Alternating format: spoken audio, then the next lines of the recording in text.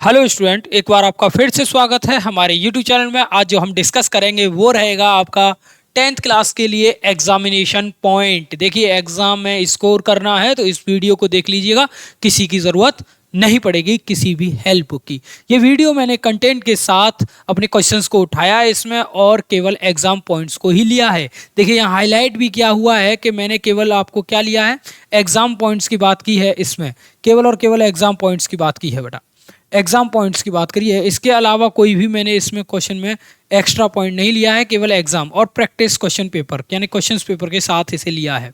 तो चलिए चलते हैं, करते हैं बात अपनी आगे वीडियो में क्या चलने वाला है। राइट, देख ले बेटा, चैप्टर में जो डिस्कस किया है वो है, देखिए यहाँ लिखा है एचसीएफ और एलसीएम बेटा। ओके, तो पहले मैं इससे पहले इंट्रोडक्शन की बात कर लेता हूँ, चैप्टर के इंट्रोडक्शन की बात कर लेता हूँ। चैप्टर का इंट्रोडक्शन क्या है? चैप्टर का नेम है रियल नंबर। ओके बेटा, क्या है? Real number. तो रियल नंबर में बेटा, रियल नंबर पढ़ने से पहले समझ लीजिएगा इसके दो टाइप होते हैं। कौन से टाइप होते हैं? दो। एक तो होते हैं रेशनल, दूसरे होते हैं इरेशनल। ओके बेटा, दूसरे होते हैं इसके इरेशनल। इरेशनल टाइप होता है एक इसका रियल नंबर में, इरेशनल। Okay, irrational. जब ये दो टाइप होते हैं, अब ये दोनों टाइपों में फ़र्क क्या है समझिए। ये वो नंबर होते हैं जो हमेशा रिटर्न किए जाते हैं पी अपॉन क्यू की फॉर्म में। कैसे रिटर्न किए जाते हैं बेटा? पी अपॉन क्यू की फॉर्म में।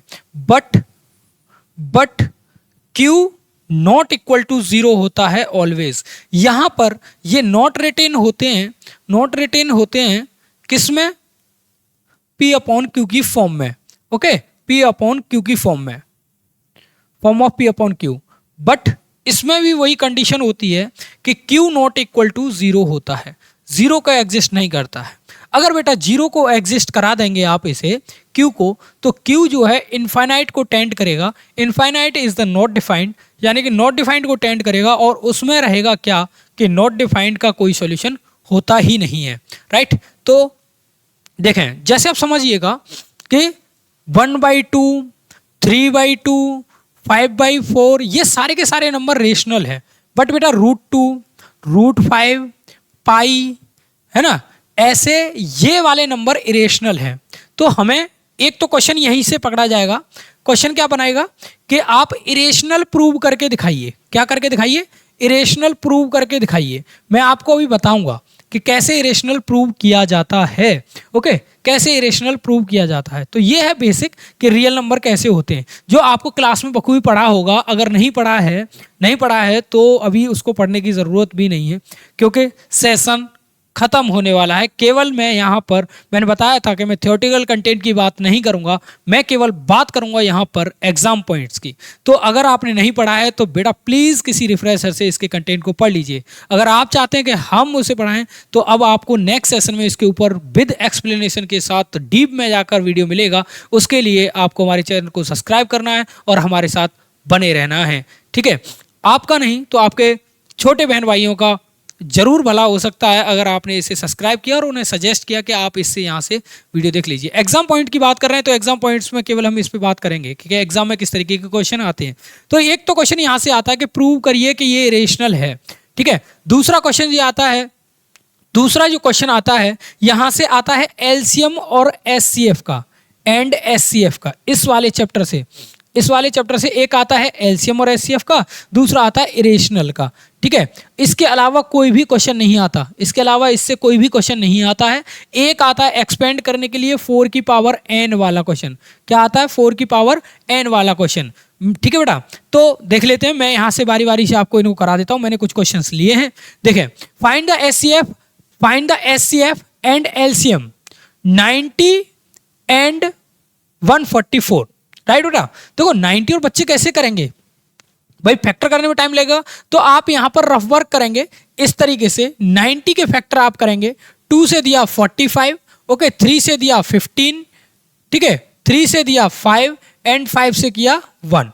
इस तरीके से आप फैक्टर कर लेंगे और इसके फैक्टर करेंगे 144, 2 से दिया 72, 2 से दिया 36, 2 से दिया 18, 2 से दिया 9, 3 से दिया 3, 3 से किया 1। ओके, इस तरीके से आप इन्हें कर सकते हैं। इन्हें जो है आप बहुत ही अच्छे से जानते होंगे कि एलसीएम मेथड जो है ये वाला, ये आपको फैक्टराइजेशन मेथड 7th 6 में सिखाया जाता है। 7 6 8 तीनों क्लासों में इसे रेगुलरली बताया जाता है, ठीक है। पर हमें यहाँ क्या करना है, फाइंड करना है बेटा एचसीएफ और एलसीएम को, राइट। तो हमने क्या किया, यहाँ 90 लिखा, 90 के फैक्टर्स को यहाँ ले लिया, 2 इंटू 3 इंटू 3 इंटू 5, ओके बेटा। यहाँ ले लिया हमने क्या, 144 लिया, 144 के फैक्टर ले लिए, 2 into 2 into 2, okay, into 2, 1 2 3 4, 1 2 3 4 and 3, okay, ये ले लिया। अब बेटा ध्यान दीजिएगा, सबसे पहले बात करता हूं मैं एचसीएफ की, क्या, एचसीएफ की, क्योंकि यहां पर एचसीएफ लिखा है, ठीक है। एचसीएफ की बात कर रहा हूं तो एचसीएफ में क्या होता है बेटा, जो दोनों में फैक्टर जो कॉमन होंगे, दोनों फैक्टराइजेशन दोनों को किया होगा आपने नंबर्स का, दोनों फैक्टराइजेशन में जो कॉमन होगा वही आपका एचसीएफ होगा, राइट। देखिए 2 है, 2 कॉमन है, 3 है, क्या, 3 है, कॉमन है, 3 एक और है, 3 एक और कॉमन है, 5 नहीं है तो छोड़ देंगे, 2 इंटू 3 इंटू 3 क्या हो गया, 9 इंटू 18, तो ये 18 is the highest common factor of these numbers, okay, right. तो 18 आपका क्या होगा, एचसीएफ होगा। अब बात करता हूं मैं एलसीएम की, ओके बेटा। तो एलसीएम करने के लिए आपको करना क्या है, एलसीएम करने के लिए सबसे पहले ऊपर वाली लाइन को पूरा लिख लीजिए, ऊपर वाली लाइन को पूरा लिखा, ऊपर वाली लाइन को जब पूरा लिख लेंगे तो आप ये देखिए कि इनमें जो नंबर इसमें मैच कर रहे हैं वो नहीं लिखना है। 2 एक बार है इसमें, दूसरी बार 2 इसमें नहीं है तो 2 बढ़ा लीजिए, तीसरी बार 2 नहीं है इसमें तो 2 बढ़ा दीजिए, थर्ड टाइम 2 नहीं है इसमें तो वो भी बढ़ा दीजिए, 3 1 टाइम है, 3 2 टाइम है, 5 नहीं है, कोई बात नहीं, छोड़ दीजिए। और यही जो होने वाला है वो आपका एलसीएम होने वाला है, ओके। करते हैं, क्या आएगा, 2 2 2 जा 4, 4 2 जा 8, 16, कितना, 16 हो गया, ओके। यहाँ 5 हो गया और यहाँ हो गया 9, ठीक है बेटा। यहाँ हो गया 80 इंटू 9 और ये हो गया 720, क्या हो गया, 720, और यही होगा आपका एलसीएम, यही होगा आपका एलसीएम। बड़े इजी तरीके से आप इस कैलकुलेशन को कर सकते हैं। नोट करिए, मैं थोड़ा साइड उठ जाता हूं, ठीक है, नोट करिए फटाफट।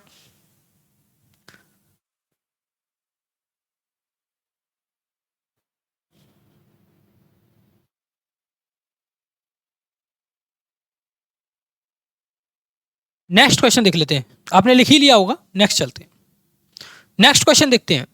Find the largest positive integer that will be divided of this this and this leaving remainder, यानी रिमाइंडर छोड़ता है 7 11 और 15, ये रिमाइंडर छोड़ता है, राइट है, राइट ना बेटा।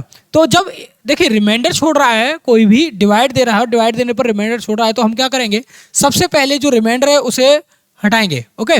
नंबर क्या है हमारे पास, 398, 398 से 7 माइनस करेंगे बेटा, 436 से आप माइनस करेंगे 11 और 542 से माइनस करेंगे आप क्या, 15, क्या करेंगे बेटा, 15 माइनस करेंगे, 15 माइनस करेंगे, जो वैल्यू मिलेंगी वो यहाँ लिखेंगे 391, यहाँ जो वैल्यू मिलेगी यहाँ लिखेंगे आप 425, ओके, 425, यहाँ जो वैल्यू मिलेगी वो लिखेंगे 7, क्या लिखेंगे, 725, ये वैल्यू आपको मिलेंगी। और इन वैल्यूओं के आप फैक्टर करेंगे, क्या करेंगे बेटा, फैक्टर करेंगे, फैक्टर करेंगे तो कैसे करेंगे, ये आप देखिए, यहां आएगा आपका 17 इंटू 23, ओके, यहां आएगा 17 इंटू 5 का स्क्वायर, यहां आएगा 17 इंटू 31, बेटा जब लार्जेस्ट पॉजिटिव इंटीजर की बात कर रहा हो, जो डिविजिबल हो, डिविजिबल की बात करता है, तो उस केस में हम ऑलवेज एचसीएफ निकालेंगे, क्या निकालेंगे, एचसीएफ निकालेंगे।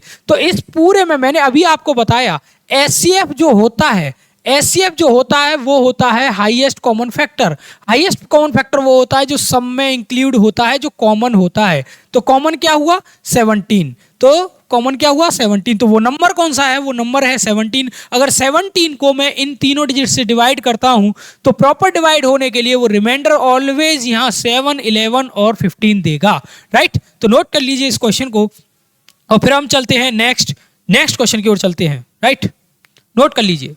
चलिए नेक्स्ट देख लेते हैं, नेक्स्ट क्वेश्चन क्या है, नेक्स्ट क्वेश्चन है, ओके, ये नेक्स्ट क्वेश्चन है, ये प्रीवियस जो है स्लाइड से उठा लिया है, चलिए मैं देख लेता हूं। ओके, देखें बेटा, यहां पर क्वेश्चन क्या है? क्वेश्चन है in a school there are two section, यानी सेक्शन ए है एक स्कूल में और सेक्शन बी है स्कूल में। कौन सी क्लास है? 10th class. 10th के दो सेक्शन है, ए एंड बी, ये दो सेक्शन है। अब कहा गया है कि ए में 32 स्टूडेंट हैं, इसमें 32 स्टूडेंट हैं, इसमें कितने हैं? 36 स्टूडेंट हैं, 36 स्टूडेंट है, right. In a section A and B, sorry, B determined the minimum number of books required for their class library so that they can be distributed the equally among the student of section A and B। यानी कि इनकी class की library में कितनी books की जरूरत है जो कि इनमें इक्वली डिस्ट्रीब्यूट हो जाएं, राइट। तो जब इक्वली डिस्ट्रीब्यूशन की बात आ रही है तो यहां हमें पता है कि ज्यादा से ज्यादा जब हमारे पास बुक्स होंगी तो वो ऑलवेज किस में काम आएंगी? सबको इक्वल बांटने में काम आएंगी। और ज्यादा से ज्यादा जो बुक्स निकलेंगी वो निकलेंगी एलसीएम से, राइट ना बेटा, एलसीएम से। तो देखें 32 के आपने फैक्टर किए, क्या आएगा? 2 इंटू 2, ओके, इंटू 2। सॉरी, देख लेते एक बार, ये होगा, राइट, ये होंगे इसके फैक्टर। चलिए देख लेते हैं। अब देखते हैं दूसरा 36, 2 इंटू 4, 4 3 जा 12, 12 3 जा 36, ये हो गया। अब एलसीएम की जब मैंने आपको बताया एलसीएम कैसे निकाला जाता है, एलसीएम निकालने के लिए फर्स्ट लाइन को पूरा लिख लीजिए, 1 2 3 4 5, ओके। अब जो सेकेंडरी लाइन में जो नंबर हैं जो मैच कर रहे हैं उन्हें काटते जाइए। 1 है, 2 है, 3 नहीं है, इंक्लूड करिए, 3 नहीं है, इंक्लूड करिए, और यही जो आने वाला है वो आंसर है आपका। क्या है? 2 2 जा 4, 4 2 जा 8, 8 2 जा 16, 16 2 जा 2 2 जा 4, 4 2 जा 8, 8 2 जा 16, 16 2 जा 33, 32 इंटू 9, और जब मैंने किया तो 288 मुझे यहां पर मिला। क्या मिला बेटा? 288 मुझे यहां पर मिला, 288 मिला, ओके। नोट कर लीजिए, 288 मिला, राइट। चलिए नोट कर लीजिए, फिर मैं चलता हूं नेक्स्ट क्वेश्चन पे। सॉरी, बैक चलते हैं। देखिए यहां पर क्या बोल रहा है? देयर आर सर्कुलर पाथ, यानी कोई एक सर्कुलर पाथ है, राइट। पाथ यानी कि रास्ता है, ओके। सर्कुलर यानी कि इस तरीके से है, सर्कल जैसा, ओके, ये है। अब इस पे क्या कर रहे हैं? प्रिया इसको घूम रही है इस पे, तो वो ले रही है कितना? 18 minutes to drive the 1 round, यानी एक राउंड लेने पर 18 मिनट्स ले रही है, और रवीश जो है 12 मिनट ले रहा है। एक राउंड पर क्या कर रहा है? 12 मिनट ले रहा है। Suppose they both started the same point, यानी कि यहां से स्टार्ट कर रही है सेम पॉइंट से कहीं पे भी, और सेम टाइम पर स्टार्ट कर रही है to go in the same direction. After how many minutes they will be meet to again starting point, यानी वो कितने मिनट्स बाद वो स्टार्टिंग पॉइंट पर मिलेंगे। देखिए पहले समझिए, प्रिया और रवीश दो व्यक्ति हैं। प्रिया जो है इस पर चक्कर लगा रही है, और चक्कर लगाने में जो टाइम ले रही है वो ले रही है 18 मिनट्स। क्या ले रही है? 18 मिनट्स। तो प्रिया यहां पर 18 मिनट्स ले रही है। कितना ले रही है? 18। और रवीश क्या कर रहा है?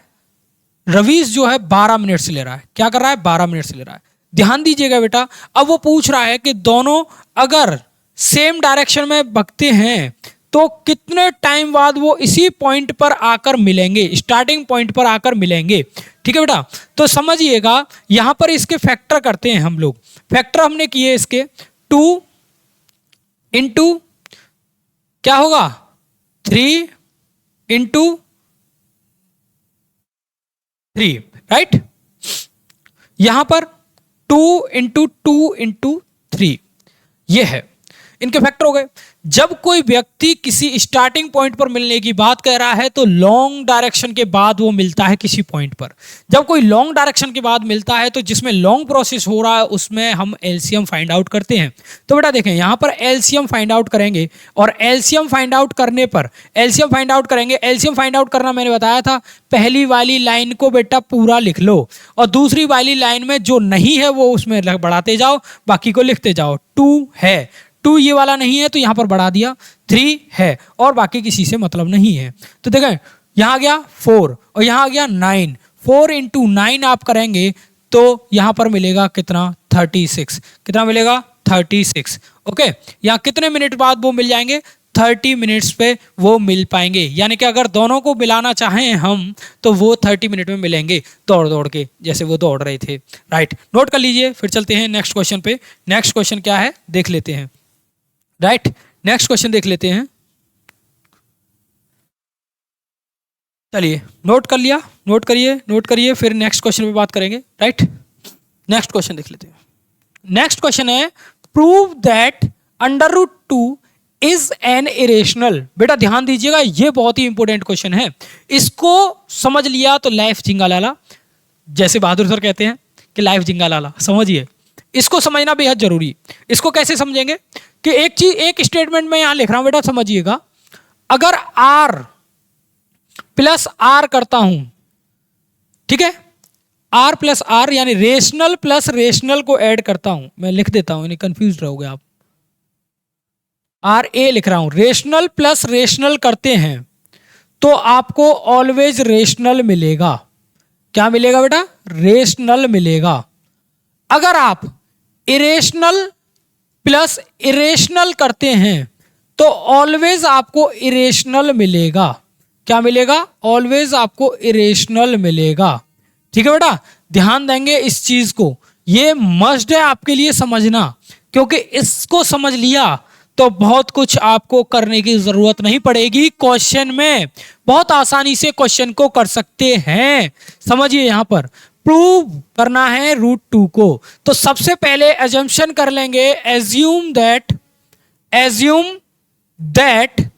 कि √2 इज रेशनल। क्या करेंगे बेटा, यही फॉर्मेट रखेंगे आप बुक, जब आप सॉल्यूशन देंगे एग्जाम में तो यही फॉर्मेट रखेंगे। क्या किया आपने, एज्यूम कर लिया √2 को रेशनल। क्या कर लिया, √2 को रेशनल मान लिया। बच्चा जब रेशनल मान लिया आपने तो देखिए, जब √2 रेशनल है तो ये फॉर्म होगी A/B, या मैं अभी बता के चला था कि A/B नहीं तो P/Q ले लो। क्या ले लिया, Q ले लिया। राइट, क्योंकि √2 कैसा है, रेशनल है। ओके बेटा, रेशनल है। जब मैंने √2 को रेशनल ले लिया तो यहां समझिए मैंने क्या कर लिया, स्क्वेयरिंग कर दिया। क्या किया, स्क्वेयरिंग बोथ साइड। क्या कर दिया बेटा, बोथ साइड। जब मैंने स्क्वेयरिंग कर दिया इसका, जब मैंने स्क्वेयरिंग कर दिया तो ये हो जाएगा √2 का स्क्वेयर प्लस P/Q का स्क्वेयर। ओके बेटा, जब ये हो जाएगा तो ये हो गया 2, ये होगा P²/Q स्क्वेयर। ओके बेटा, जब ये इस तरीके की कंडीशन हो जाएगी, जब ये इस तरीके की कंडीशन हो जाएगी तो यहां मैं इस तरीके से क्रॉस मल्टीप्लिकेशन करूंगा। क्रॉस मल्टीप्लिकेशन करने पर 2Q² और P² मिलेगा। क्या मिलेगा, 2Q² और P² मिलेगा। बेटा देखिए, जब मैंने बताया रेशनल के साथ प्लस करते हैं रेशनल तो आपको रेशनल मिलता है। ओके बेटा, जब देखिए यहां पर मैंने इस Q को कोई भी एक इंटीजर है, ये कोई भी एक इंटीजर है, तो इंटीजर को मैं थोड़ी देर के लिए कह देता हूं कि ये जो है C है। क्या है, C है। ये इंटीजर क्या है, C है। और जैसे मैं इसको स्क्वायर से यहां से हटाऊंगा तो देखिए √2 के साथ इंटीजर आ गया और √2 एक रेशनल यहां पर नंबर है, इरेशनल नंबर है, सॉरी इरेशनल नंबर है, और इरेशनल नंबर है तो कॉन्ट्राडिक्शन होगा। क्या होगा, कॉन्ट्राडिक्शन होगा। कॉन्ट्राडिक्शन होगा बेटा, कॉन्ट्राडिक्शन होगा। तो जब कॉन्ट्राडिक्शन होगा तो आप कह सकेंगे कि आवर अजम्पशन इज रॉन्ग। क्या लिखेंगे, our assumption is wrong, is wrong. Okay बेटा, तो यहीं पर आपका प्रूफ कंप्लीट हो जाएगा कि √2 इज इरेशनल। बस ये लिखना है आपको भाई, ये लिखना है और नंबर पूरे मिलेंगे आपको। अगर लिख पाए तो ठीक है, नहीं तो बेटा रट्टा मार दीजिएगा, ये क्वेश्चन आना ही आना है। √2 √5 √2 √5 में से कोई भी √3 डिजिट बता रहा हूं, √2 √3 √5, ये रट्टा मार देना और यही एक एग्जाम में आने वाला है, इसके अलावा कोई एग्जाम में नहीं आएगा। राइट, चलिए नेक्स्ट चलते हैं, नेक्स्ट देख लेते हैं। देखिए सेम वही क्वेश्चन उठा लिया है, सेम करना ही है कि √5 एक इरेशनल होगा। अब इसे मुझे करने की जरूरत नहीं है भाई, इरेशनल होगा तो देखें मैंने बताया था कि जब भी मैं रेशनल के साथ रेशनल को प्लस करा था रेशनल आ रहा था, बट मैंने एक स्टेटमेंट नहीं लिखाया था वहां कि अगर मैं इसके साथ रेशनल को प्लस कर दूं, इरेशनल के साथ रेशनल को प्लस कर दूं तो ऑलवेज आपको इरेशनल ही मिलेगा। ये कंडीशन भी समझ लीजिए कि इरेशनल के साथ रेशनल को प्लस कर दूं या रेशनल के साथ इरेशनल को प्लस कर दूं, ऑलवेज इरेशनल मिलेगा। तो ये 3 जो है वो रेशनल है, 3 जो है वो रेशनल है और √5 इज इरेशनल है। क्या है? इरेशनल है। तो ये ऑलवेज आपको क्या मिलने वाला है? इरेशनल मिलने वाला है। तो इसे प्रूव करने की तो मुझे ज़रूरत नहीं है, आप इसे करिएगा और मुझे बताइएगा कि आप कितना कर पाए। नहीं कर पाए तो मैं फिर बताऊंगा कैसे किया जाता है, नहीं बताऊंगा कैसे किया जाता है, मैं ही बताऊंगा बेटा।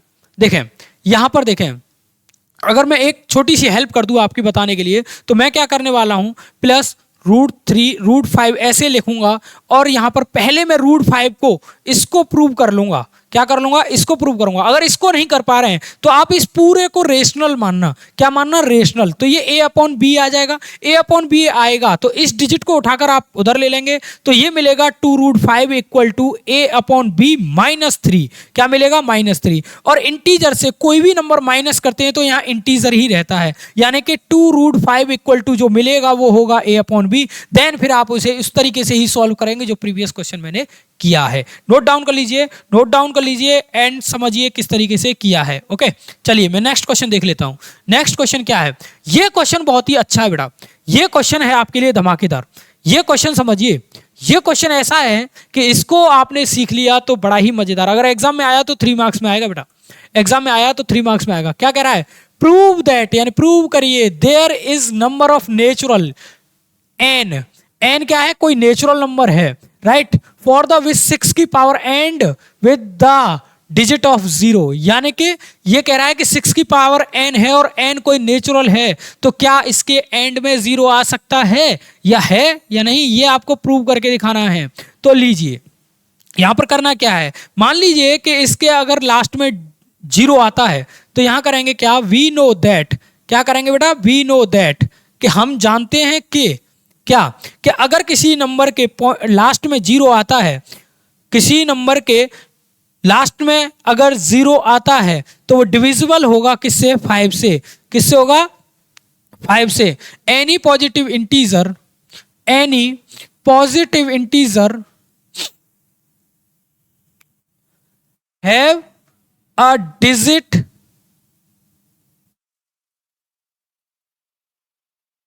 have a n digit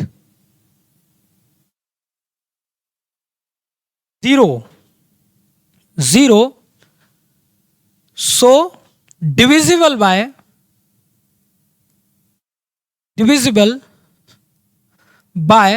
5 and other multiple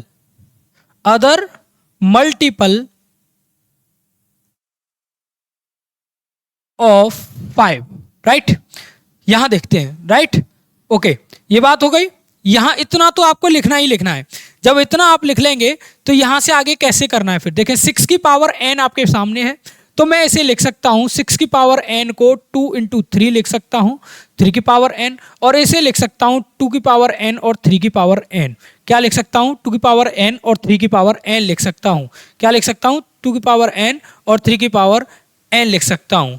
इनके अलावा कोई भी प्राइम फैक्टर नहीं है इनका। यहां लिखेंगे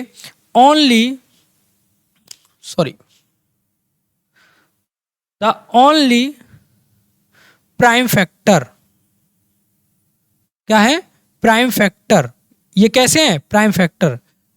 ठीक है, ओके। यहां लिखेंगे, क्या लिखेंगे? देखें ये प्राइम फैक्टर है, इसके अलावा कोई भी प्राइम फैक्टर नहीं है इसका, तो यहां पर लिखेंगे डज नॉट, देखो यहां पर ये जो वैल्यू इसने कहा है वो क्या है, there is no natural number, तो यहां लिखेंगे for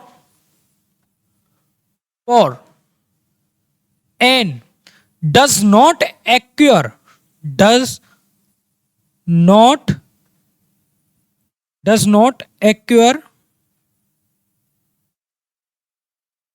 divisibility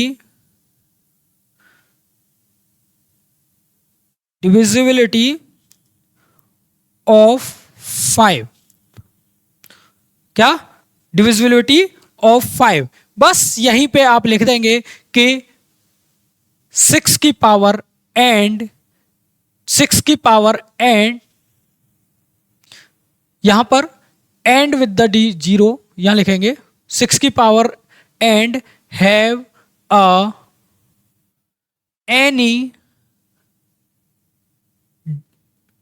for any, sorry, 6 की power n have a for any n end of the 0, end of a 0, ठीक है, इस तरीके से आप इसे लिख सकते हैं, राइट। तो ये है, ये लैंग्वेज वाला क्वेश्चन है, लैंग्वेज वाले क्वेश्चंस को आप पढ़ सकते हैं बहुत ही अच्छे तरीके से, राइट। नेक्स्ट चलते हैं, नेक्स्ट देख लेते हैं, नेक्स्ट क्या है। नेक्स्ट देखिए एग्जाम पॉइंट मैंने लिया है यहाँ पर, बहुत ही ये क्वेश्चन आया हुआ है सीबीएसई की तरफ से। ये क्वेश्चन कब लिया गया है, 2017 में, ओके 2017 में लिया गया है इसे, तो बहुत ही अच्छा क्वेश्चन है, देख लेते हैं, ठीक है, राइट। यहाँ पर क्या है, two positive integer A and B, two positive integer A and B can be written as a, इस तरीके से लिखा जाता है ए एंड बी को, किस तरीके से, इस तरीके से, और इसमें बोला गया है कि आप बताइए कि उनका एलसीएम और एचसीएफ क्या होगा, राइट।